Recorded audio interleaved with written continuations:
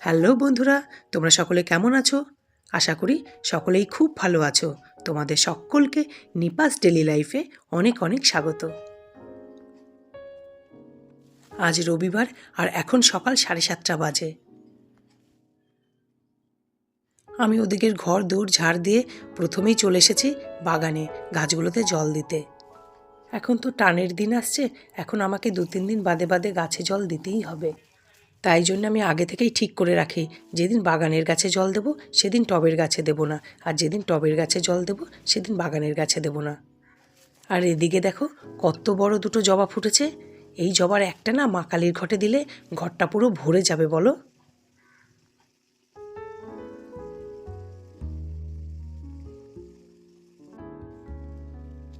আর এদিকেই হলুদ জবা গাছে কালকে অনেকগুলো বড় বড় হলুদ জবা ফুটেছিল, আজ আর দেখতে পাচ্ছি না। না না, এই দেখো একটা কুড়ি আছে, এই কুড়িটা বেলা হলে ফুটবে।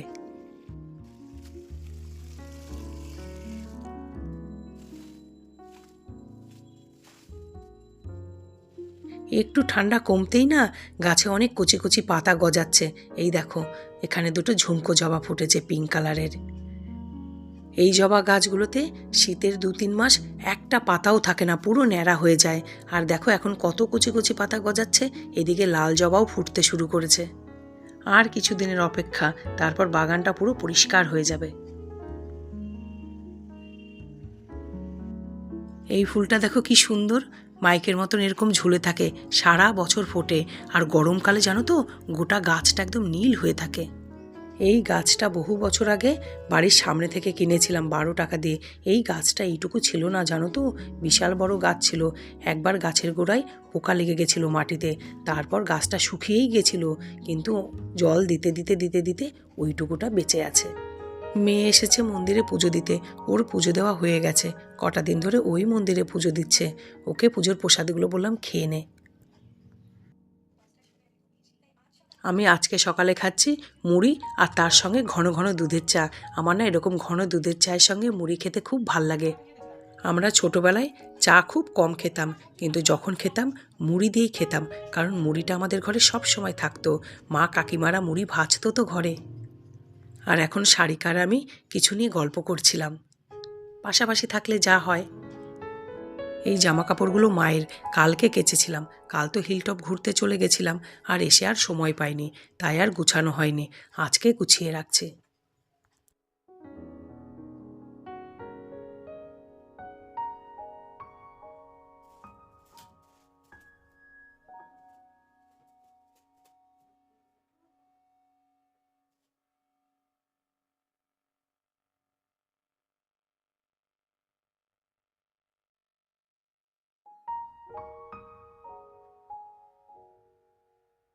আজকে এই লেপটা উঠিয়ে দেবো ডিফানে, আর না লেপ গায়ে দেওয়া যাচ্ছে না। ঠান্ডা আছে, তবে সেটা হালকা চাপা ঠান্ডা, আর সেই ঠান্ডার জন্যে ব্ল্যাঙ্কেট বা বালাপোশি ঠিক আছে। এবারে গুছানো জামা কাপড় সব আলমারিতে উঠিয়ে দেবো, আর লেপটাও ডিভানে উঠিয়ে দেবো। দেখো পুরো পরিষ্কার আমার ঘর। এবারে আগে রান্নাঘরে যাব, গিয়ে আগে রান্নাটা সেরে নিই। তারপর আজকে স্টোর রুমটা পুরো পরিষ্কার করব। জিনিসপত্র না দেখো ভেতরে পুরো ছড়িয়ে গেছে। অদ্ভুত ব্যাপার জানো তো, এই স্টোর রুমে তো আমি ছাড়া কেউ আসে না। আমিই গুছাই, আবার আমিই যে কখন জিনিস নিতে নিতে ঘরটাকে ছড়িয়ে ফেলি বুঝতেই পারি না। তবে এবারে একটু বেশি ছড়িয়েছে মেয়ের বিয়ের সময়। আসলে এই ঘরে তো অনেক জিনিসপত্র রাখা ছিল, ওই জিনিসপত্র ঢোকানো বাইরে করতে করতে একটু ছড়িয়ে গেছে। বেশ খানিকটা পেপার জমে গেছে, পেপারগুলো এবার দিয়ে দেবো। আমাদের পাড়াতেই একটা বৌদি পুরনো কাগজের ব্যবসা করে, তাকেই আমি সবসময় পেপারগুলো দিয়ে দিই।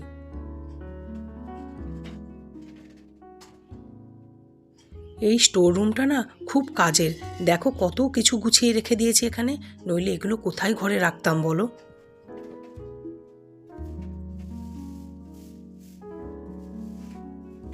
প্রতিটা সংসারেই দেখবে এরকম কিছু জিনিস থাকে, যেগুলো আবর্জনা মনে হলেও ভীষণ কাজের।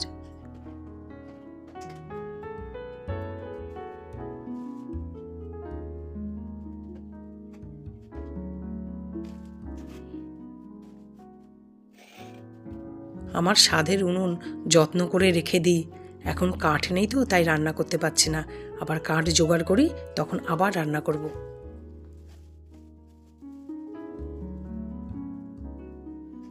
আর এখানে দেখছি কয়েকটা মেয়ের বিয়ের তত্ত্বের ট্রে রয়ে গেছে। আমি তো মেয়ের বিয়ের পরপরই সমস্ত জিনিসপত্র নিয়ে নরকুটিদার টোটো করে ড্যাম্পের জলে ফেলে দিয়ে এসেছিলাম। এই কটা ট্রে যে রয়ে গেছে খেয়ালই করিনি। দেখি সময় করে আবার গিয়ে ওই ট্রেগুলোও জলে দিয়ে আসতে হবে। ওগুলো যেখানে সেখানে না ফেলে রাখতে নেই।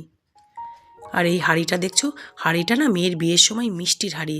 হাঁড়িটা বেশ ভালো, আমি রেখে দিয়েছি। আর একটা ছোট উনুন পাতবো, তারপর এই হাঁড়িতে করে কিছু রান্না করার চেষ্টা করব। আমি না একটা বাক্স ভর্তি এরকম অনেক মাটির পাত্র গুছিয়ে গুছিয়ে রেখে দিয়েছি। আমার খুব ইচ্ছে আছে একটা ছোট্ট উনুন পাতবো আর তাতেই মাটির বাসন দিয়ে রান্না করব। আমার এই উনুনটা সাইজে একটু বড়, এখানে বড় বড় পাত্র বসবে। অনেক বেশি রান্নার জন্য এই উনুনটা ঠিক আছে, কিন্তু অল্প অল্প রান্নার জন্য আর একটা ছোট্ট উনুন পাতার ইচ্ছে আছে। তোমাদের সাথে গল্প করতে করতে আমার পুরো স্টোররুম দেখো গোছানো হয়ে গেছে, পুরো পরিষ্কার।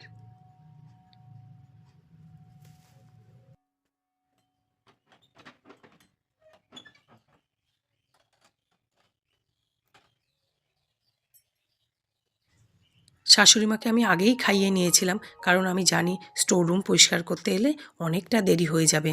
এবার জামা কাপড়গুলো তুলে আমি স্নানে যাব, স্নান সেরে এসে তারপর খাওয়া দাওয়া করব। সোফার কভারগুলো শুকিয়ে গেছে, পেতে দিই, নইলে না ভাল লাগছে না সোফাটা দেখতে, একদম ন্যাড়া ন্যাড়া লাগছে।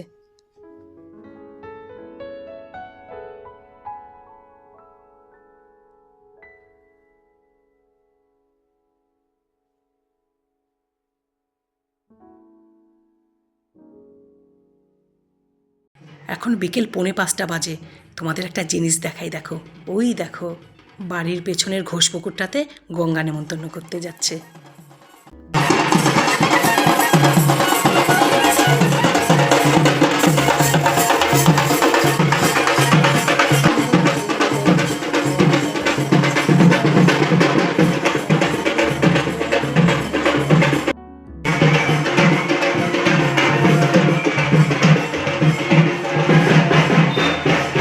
আমি বলেছিলাম না আমাদের এই রাস্তাটা সব সময় জমজমাট থাকে, কোলাহল লেগেই থাকে। দেখলে একটা বিয়ে বাড়িতে গঙ্গা নেমন্তন্ন করতে যাচ্ছে পিছনের ঘোষপুকুরে। আর আমার এই বিয়ের বাজনা যে কি ভাল লাগে কি বলবো।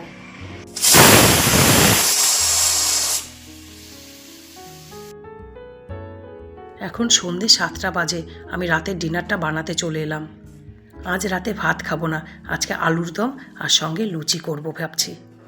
ঘরে ময়দা নেই, ভেবেছিলাম আটা দিয়েই লুচি করে নেব। আটার লুচিও খারাপ লাগে না, গরম গরম ভাল লাগে। আর আটার লুচিতে না কোনো অম্বল হয় না। কিন্তু বর বললো সবসময় তো আর লুচি খাওয়া হয় না, মাঝে সাঝে যখন খাচ্ছি তাহলে একটু ময়দা আমি অফিস থেকে ফেরার পথে নিয়ে আসি, ময়দা দিয়েই সাদা সাদা লুচি করো। আলুগুলোকে প্রেসার কুকারে সিদ্ধ করে খোসা ছাড়িয়ে এবার আমি ছোট ছোট টুকরো করে কেটে নিচ্ছি। এবারে গরম কড়াইয়ে প্রথমে দিলাম একটু ধনে, তারপর দিলাম দেখো একটু মৌরি, এবার দিচ্ছি একটু জিরে,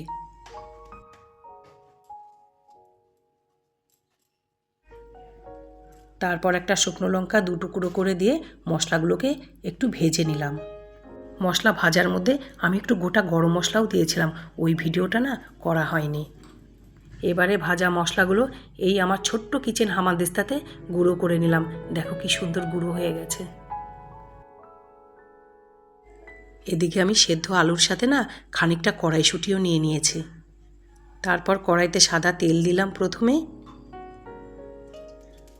তারপর দিলাম তেজপাতা আর সামান্য গোটা জিরে। এবারে দিয়ে দিলাম সেদ্ধ করে রাখা আলু।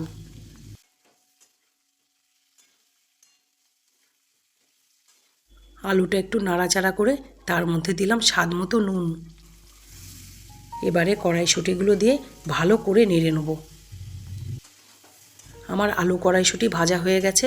এবারে এর মধ্যে আগে থেকে পেস্ট করে রাখা মশলা দিয়ে দিলাম। আর মশলাতে আমি দিয়েছি সামান্য পোস্ত, কয়েক টুকরো কাজু বাদাম আর খুব সামান্য চারমগজ। এই আলুর দমটাতে না এক্সট্রা করে জল দেব না, মশলার যে জল দিয়েছি তাতেই হয়ে যাবে।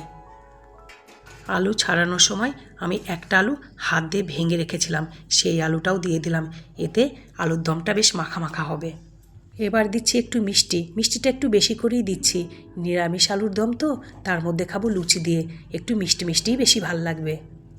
এবারে দিলাম গুঁড়ো করে রাখা ভাজা মশলা, সব শেষে দিলাম সামান্য দুধ। এবার নেড়ে চেড়ে নামিয়ে নিলেই রেডি আমার টেস্টি টেস্টি আলুর দম।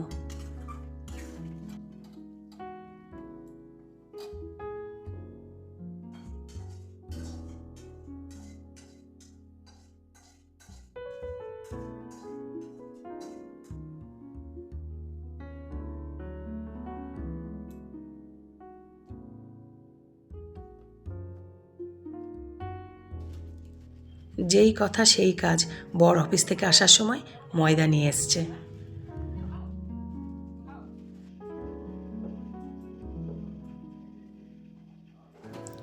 এবারে ময়দাটা মেখে নিই। প্রথমে একটা পাত্রে ময়দা নিলাম, তারপর সাদা তেল, নুন, চিনি। ময়দাটাকে আগে ভালো করে ময়ান দিয়ে নিই, তারপর অল্প অল্প জল দিয়ে মাখবো।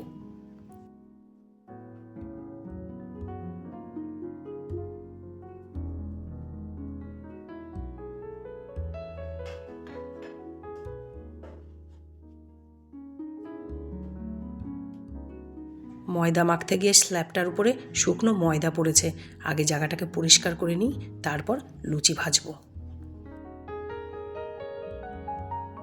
এই ধরনের কিছু রান্না করলেই না আমার মেয়েটার জন্য খুব খারাপ লাগে, ও তো খুব খেতে ভালোবাসে। ও যদি ঘরে থাকতো এতক্ষণ কখন ঘাড়ের কাছে এসে দুটো লুচি শুকনোই খেয়ে নিত। তারপর তো তরকারি দিয়ে খেত, সেটা আলাদা ব্যাপার। আমার ডিনার রেডি হয়ে গেছে, আগে বরকে খেতে দিই, তারপর আমিও একসঙ্গে বসে যাব। বাই, আবার দেখা হবে পরের ব্লগে। ভালো থাকবে, সুস্থ থাকবে আর সব সময় হাসি খুশি থাকবে।